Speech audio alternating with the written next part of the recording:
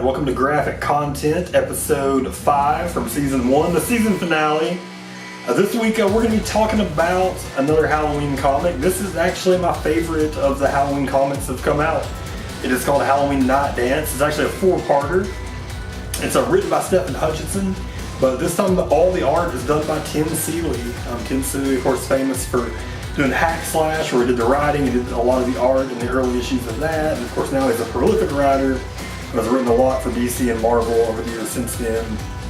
And the cover that you just saw was from comic number 3. Each one of these had 4 different covers, and they had what was called a Masters of Horror comic cover for each one. And this one was done by Greg Capullo. Definitely the most famous artist to touch any sort of like Halloween story during this big run of comics here. This one is set in the year 2000. It's set in Russellville, Illinois. You'll remember Russellville from, as all these comics do, harken back to Halloween number 1, or Halloween part 1, when Dr. Loomis is walking through the graveyard looking for Judith Meyer's tomb, and the crypt keeper is telling him about a story about what happened over in Russellville, where old Charlie Bowles killed his family, and which is the one where Loomis cuts him off. Well, this one's set in Russellville, and it's actually a lot of it is set around Charlie Bowles.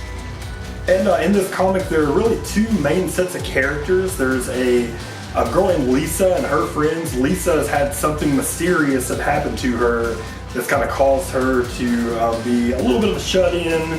Kind of always on her guard. Something, tragic's happened, and she kind of has some PTSD about it. And you don't find out so much later in the series what it was. And then there is another set of friends who are driving in from Chicago. It's a couple named Ryan and Marcy. They're driving in from Chicago. Marcy has a little brother who she wants to come see that's living in Russellville, and she thinks it's weird that her family hasn't been answering the phone.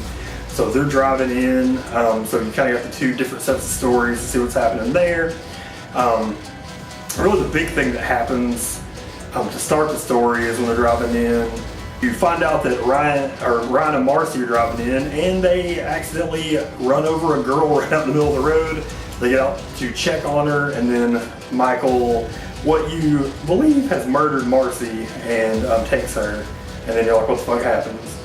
And then what happens next is Ryan takes the girl who has been hit with a car to the hospital, and then it kind of switches over to the other story. And in the other story, Lisa is with her friends at the fair. It's just your basic, Lisa's being stalked by Michael at the fair. But you find out something that kind of starts to connect the stories together. Lisa was babysitting a child named Daniel. You find out also that Daniel happens to be the little brother of Marcy, which is one of the reasons that they've come to town, is to check on Daniel, check on their family, because nobody's answering the phone.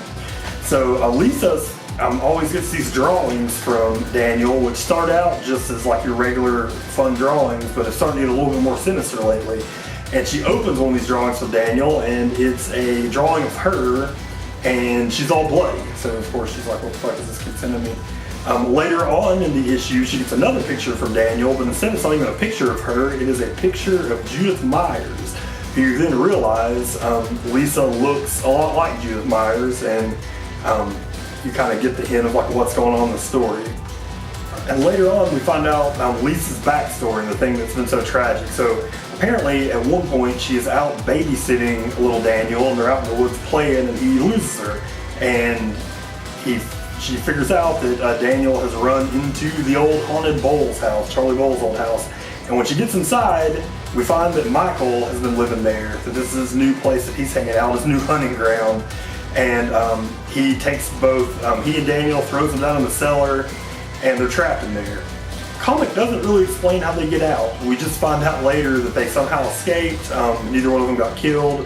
Lisa went back to her house and is kind of hiding.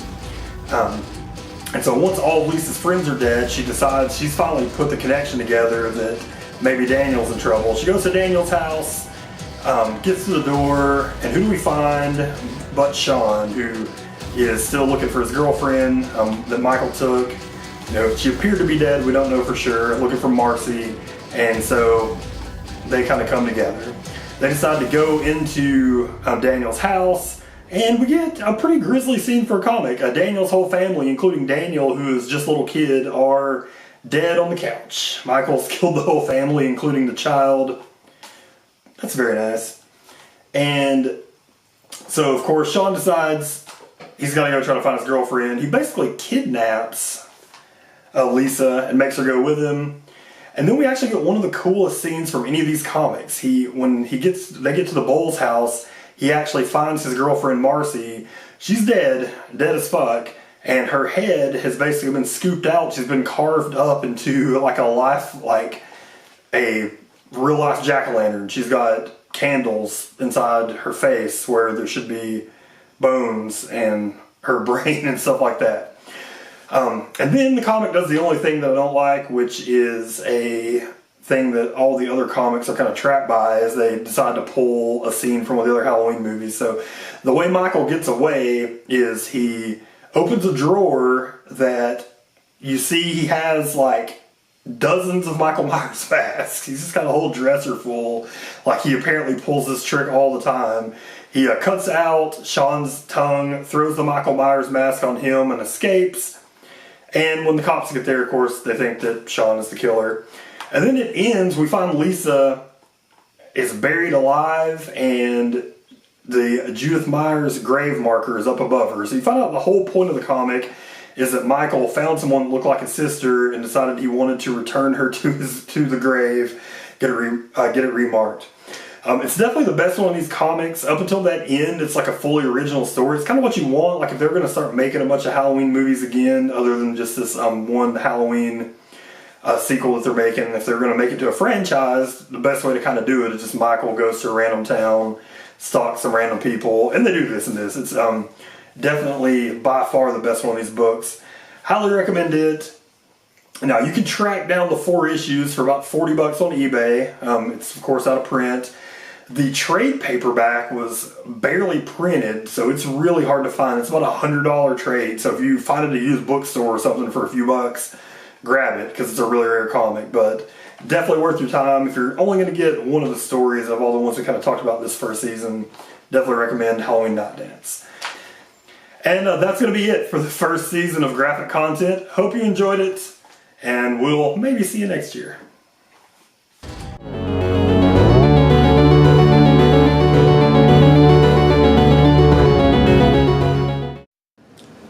Rolling. Alright, 5th show, final one. It's been a little tough so far, but I think I'm getting used to it. What was that? You think I should do each comic individually or just do them all as one? Probably all as one. That's probably the best thing.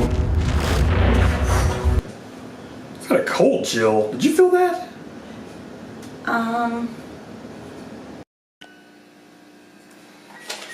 Alright, it actually looks like we're ready now. And 3, 2, wait. What's that? Muji, what is that? What? Where the hell did this come from? What is it? Holy shit.